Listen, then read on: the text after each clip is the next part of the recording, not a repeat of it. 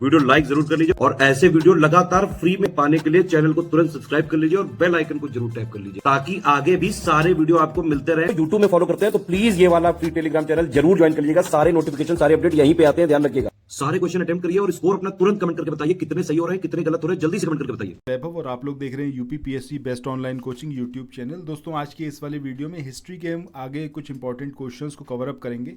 सो आगे बढ़ें इससे पहले जस्ट इतना बोलूंगा कि आपने अगर अभी तक चैनल सब्सक्राइब ना किया हो तो चैनल को सब्सक्राइब जरूर कर लीजिएगा और नोटिफिकेशन बेल के आइकन को जरूर प्रेस करिएगा। साथ ही चैनल पर जो 3 प्लेलिस्ट हैं, एक आपका 780 पेजेस का जो मटेरियल है स्टडी फॉर सिविल सर्विसेज का, उसको कवर अप करवाया जा रहा है, उसको ज़रूर देखिए। दूसरा 3000 क्वेश्चन हिस्ट्री और 3000 क्वेश्चन ज्योग्राफी की जो ये हमारी सीरीज़ चल रही है, इनको ज़रूर फॉलो करिए। ये बहुत ज़्यादा हेल्प करेंगी आपको आने वाले एग्जाम्स में। सो आइए शुरू करते हैं आज के अपने सेशन को। पहला यहाँ पर क्वेश्चन है, इसमें आपको एक स्टेटमेंट दिया हुआ है और एक उसका रीज़न दे रखा है। आपसे पूछा हुआ है कि यहाँ पर कूट में से या फिर जो कोड है इस कोड में से क्या आंसर यहाँ पर सही होगा। सो अब यहाँ पर बात करें कि स्टेटमेंट क्या है। स्टेटमेंट है कि 1750 ईस्वी तक जो मराठा साम्राज्य था उसमें पेशवा की अध्यक्षता में एक परिसंघ बन गया था। कारण क्या था कि शाहू के उत्तराधिकारी पेशवा की इच्छा पर निर्भर थे, इस वजह से ये पूरा संघ जो था वो बन गया था, वह परिसंघ बन गया था। तो यहाँ पर जो ये स्टेटमेंट है और जो ये रीज़न है दोनों सही हैं, और जो यहाँ पर रीज़न है ये सही तरीके से एक्सप्लेन कर रहा है जो स्टेटमेंट है उसको। तो आंसर हमारा क्या आएगा, ऑप्शन ए, यानी कि ए और आर दोनों सही हैं और आर जो है वो ए का सही एक्सप्लेनेशन है। इसके बाद अगले क्वेश्चन की बात करें, यहाँ पर पूछा जा रहा है कि औरंगजेब की मृत्यु के समय मराठा नेतृत्व ये किसके हाथों में था। अच्छा, औरंगजेब की डेथ कब हुई थी ये ज़रा आप लोग कमेंट सेक्शन में बताइएगा। कौन सा ईयर था, ये हम पहले भी डिस्कस कर चुके हैं। कौन सा ईयर था जब औरंगजेब की डेथ हुई थी और इसकी डेथ कहाँ पर हुई थी। ये 2 क्वेश्चन आप लोगों के ऊपर हैं, आप लोग कमेंट सेक्शन में बताइएगा। इसका आंसर मैं आपको कल दूंगा, कल जो वीडियो आएगा उसमें मैं आपको इसका आंसर बताऊंगा कि औरंगजेब की डेथ कौन से ईयर में हुई थी और कहाँ पर हुई थी। संभाजी, राजा राम, जीजाबाई या फिर ताराबाई। तो सही आंसर हमारा क्या आएगा, ऑप्शन डी, यानी कि ताराबाई। ये इसका सही आंसर होगा। जब औरंगजेब की डेथ हुई थी उस समय मराठा नेतृत्व ये ताराबाई के हाथ में था। मूव ऑन करते हैं नेक्स्ट क्वेश्चन पे। दोस्तों आज के इस वाले सेशन में कई सारे क्वेश्चंस मैं आपसे पूछूंगा, तो पूरे सेशन को ध्यान से देखिएगा और इन क्वेश्चंस का आंसर मैं कल दूंगा। और कल मैं ये भी बताऊंगा कि कौन कौन हमारे सब्सक्राइबर हैं जिन्होंने पार्टिसिपेट करा इस पूरी क्विज में, जो मैं आप लोगों से पूछूंगा। ठीक है, नेक्स्ट क्वेश्चन यहाँ पर है कि निम्नलिखित मराठा देवियों में जिसने 1700 ईस्वी से आगे मुगल साम्राज्य के विरुद्ध संघर्ष का नेतृत्व किया था वो कौन थे। ये अहिल्याबाई थी, ये मुक्ताबाई थी, ताराबाई थी या फिर ये रुक्मणी बाई थी। तो अभी हमने देखा है जिस टाइम पर औरंगजेब की डेथ हुई है उस टाइम पर मराठा साम्राज्य का नेतृत्व कौन कर रहा था, ताराबाई। तो यही यहाँ पर हमारा सही आंसर होगा। जब 1700 ईस्वी से आगे जो मुगल साम्राज्य था उसके विरुद्ध संघर्ष का नेतृत्व किसने करा, ताराबाई ने। मूव ऑन करते हैं अगले क्वेश्चन पे। अगला क्वेश्चन यहाँ पर है, इसमें पूछा गया है कि सुरक्षा के लिए मराठों के राजस्व के दावों को किस नाम से जाना जाता था। ये सरदेशमुखी थी, ये चौथ था, ये अववाफ थे या फिर ये जमादानी था। तो सही आंसर क्या आएगा हमारा, ऑप्शन बी, यानी कि चौथ, इस नाम से जाना जाता था। ठीक है, जो सुरक्षा के लिए मराठों के राजस्व के दावों को चौथ के नाम से जाना जाता था। कमेंट सेक्शन में बताइएगा सरदेशमुखी और चौथ ये एग्जैक्टली कितना कितना क्या क्या होता था, क्या कुछ आप इसके बारे में जानते हो। अगर आप बताओगे वेल एंड गुड है। कल मैं आपका नाम भी यहाँ पर अनाउंस करूँगा, उसके बाद फिर मैं आपको बताऊँगा कि एग्जैक्टली ये क्या कुछ थे। मूव ऑन करते हैं नेक्स्ट क्वेश्चन पे। अगला क्वेश्चन यहाँ पर है, इसमें पूछा गया है कि पानीपत के तीसरे युद्ध में निम्नलिखित में से किसने मराठों को हराया था। तो सबसे पहली चीज़ आपको जो कमेंट सेक्शन में बतानी है, पानीपत के 3 युद्ध हुए थे, वो कौन कौन से युद्ध हुए थे और किस किस के बीच में हुए थे। तो तीनों वॉर जो पानीपत के थे उनके बारे में कमेंट सेक्शन में बताइएगा। अब यहाँ पर हम बात करते हैं कि किसने मराठों को हराया था। ये आंसर यहाँ पर क्या आएगा हमारा, ऑप्शन ए, यानी कि अफगानों ने पानीपत के तीसरे युद्ध में मराठों को हराया था। मूव ऑन करते हैं अगले क्वेश्चन की ओर। इस क्वेश्चन में यहाँ पर पूछा गया है कि पानीपत का तीसरा युद्ध ये किस किस के बीच लड़ा गया है। हेमू और अकबर के बीच में, हुमायूं और शेर शाह के बीच में, मराठा और अहमद शाह अब्दाली के बीच में, या फिर नादिर शाह और मुगलों के बीच में। तो सही आंसर क्या आएगा यहाँ पर, ऑप्शन सी, यानी कि मराठा और अहमद शाह अब्दाली के बीच में ये जो तीसरा वॉर था पानीपत का ये लड़ा गया। इसके बाद अगले क्वेश्चन की बात करें। इस क्वेश्चन में यहाँ पर पूछा गया है कि निम्नलिखित में से कौन रुहेला सरदार अहमद शाह अब्दाली का विश्वास पात्र था। अब ये जो आंसर होगा हमारा क्या होगा, नजीफ खां। नजीफ खां ये वो व्यक्ति था या फिर ये वो रोहेला सरदार था जो अहमद शाह अब्दाली का विश्वास पात्र था।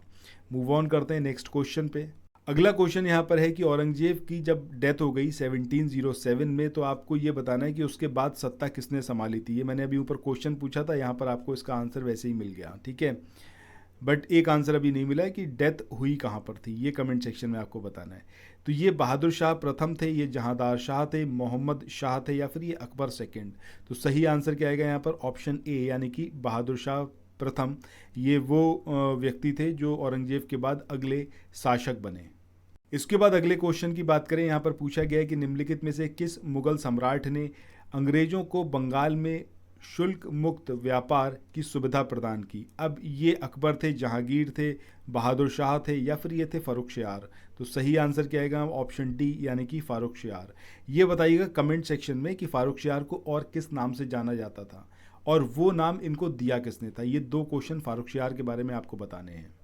इसके बाद अगले क्वेश्चन की बात करते हैं। यहाँ पर पूछा गया है कि नादिर शाह के आक्रमण के समय मुगल शासक ये कौन था। ये अहमद शाह था, ये आलमगीर सेकंड था, ये मोहम्मद शाह था, या फिर ये रफ़ी दरजात थे। तो सही आंसर हमारा क्या आएगा यहाँ पर, ऑप्शन सी यानी कि मोहम्मद शाह। अब मोहम्मद शाह को भी एक और उपनाम से जाना जाता था और वो नाम इसको किसने दिया था, क्या ये कमेंट सेक्शन में आप बता सकते हो। और क्या आप ये बता सकते हो कि कौन से टाइम से कौन से ईयर तक ये शासन में रहा था। ये दो चीज़ें कमेंट सेक्शन में बताना। जितने भी क्वेश्चंस मैं आपसे यहाँ पर पूछ रहा हूँ, सारे के सारे क्वेश्चंस के आंसर कल कमेंट सेक्शन में आपको मिलेंगे। अदरवाइज़ कल वीडियो के स्टार्टिंग में मैं आपको बताऊँगा कि क्या उसके आंसर्स रहने वाले हैं। लेकिन उससे पहले मैं चाहूँगा कि आप लोग यहाँ पर अपनी तरफ से प्रयास करके आंसर ज़रूर बताएं। नेक्स्ट यहाँ पर है कि किसने शासन में हिजड़ों तथा महिलाओं के एक वर्ग का प्रभुत्व किया था। अब ये मोहम्मद शाह ही थे, ठीक है। टेन्योर वाली बात तो यहाँ पर आपको समझ में आई गई, 1719 से लेकर 48 तक, ठीक है। चलो इसके बाद चलते हैं अगले क्वेश्चन की ओर। इस क्वेश्चन में यहाँ पर पूछा गया है आपसे कि जो अंतिम मुगल सम्राट थे बहादुर शाह, उनके फादर जो थे उनका नाम क्या था। ये अकबर शाह प्रथम थे, ये अकबर शाह द्वितीय थे, औरंगजेब थे, या फिर शाहजहां थे। तो सही आंसर क्या आएगा यहाँ पर, option B Akbar Shah second. ये जो आखिरी हमारे। इसके बाद अगले क्वेश्चन की बात करते हैं। यहाँ पर पूछा गया है कि निम्नलिखित कथनों में से कौन बहादुर शाह जफर के बारे में सही नहीं है। पहला कि वह बिना साम्राज्य का सम्राट था, ये स्टेटमेंट सही है। दूसरा, इब्राहिम जोक और असद उल्लाह खां गालिब उसके कविता के शिक्षक थे, ये भी सही है। हसन अस्करी उसके आध्यात्मिक निर्देशक थे, दिस इज़ ऑल्सो करेक्ट। चौथा है वह 1 लाख रुपए से कम प्रतिमाह ईस्ट इंडिया कंपनी से पेंशन के रूप में प्राप्त करता था, ये स्टेटमेंट यहाँ पर इनकरेक्ट है। सो जो सही नहीं है वही हमें यहाँ पर चूज़ करना था। बाकी ये तीनों स्टेटमेंट बहादुर शाह जफर के बारे में सही है। इसके बाद अगले क्वेश्चन की बात करें। यहाँ पर पूछा गया है कि निम्नलिखित में से कौन अवध का प्रथम नवाब था। ये थे आपके सआदत खां, ये अवध के पहले नवाब थे। इसके बाद नेक्स्ट क्वेश्चन की बात करते हैं। इस क्वेश्चन में यहाँ पर पूछा गया है कि निम्नलिखित में से कौन हैदराबाद के स्वतंत्र राज्य का संस्थापक था। अब ये कमरुद्दीन खां थे, ये मोहम्मद असीम खान थे, ये असद खां थे, या फिर ये चिनकलिच खां थे।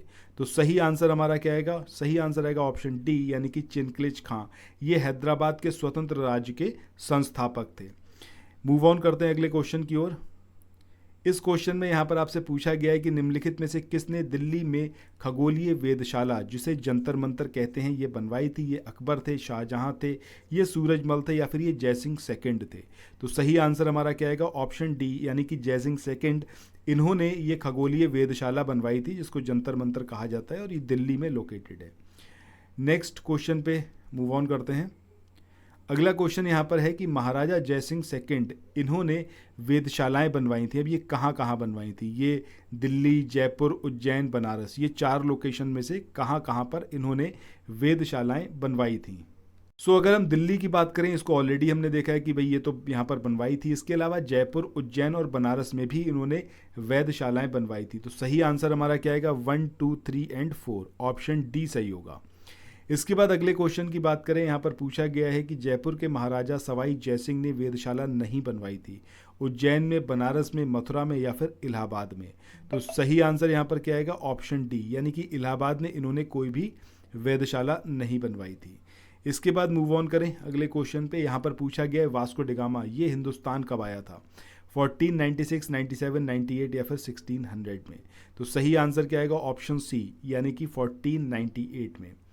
अगले क्वेश्चन की तरफ चलते हैं और ये हमारे आज के इस वाले सेशन का आखिरी क्वेश्चन है। इसमें यहाँ पर पूछा गया है कि निम्नलिखित में से किसने वास्को डिगामा का कालीकट में स्वागत किया था। अब ये गैस्पर कोरिया थे, ये अल्बुकर्क थे, जोमोरिन थे या फिर ये आपके डॉन अल्मेडा थे। तो सही आंसर ऑप्शन सी आएगा यानी कि जेमोरिन। इसने वास्को डिगामा का स्वागत करा था जब वास्को डिगामा 1498 में हिंदुस्तान में कालीकट पर पहुंचा था। सो इसी के साथ आज के इस वाले सेशन को यहाँ पर एंड करते हैं। आई होप कि जितने भी क्वेश्चंस मैंने आपसे पूछे उसके आंसर आप लोग कमेंट सेक्शन में ज़रूर करेंगे। और कल सबसे पहले मैं उन लोगों का नाम यहाँ पर अनाउंस करूँगा जिन्होंने इस पूरे सीरीज़ में पार्टिसिपेट करा, पूरे सेशन में पार्टिसिपेट करा, जो क्वेश्चंस मैंने पूछे उनके आंसर्स करें हैं। तो फिर मिलते हैं नेक्स्ट वीडियो में। Till then thank you so much.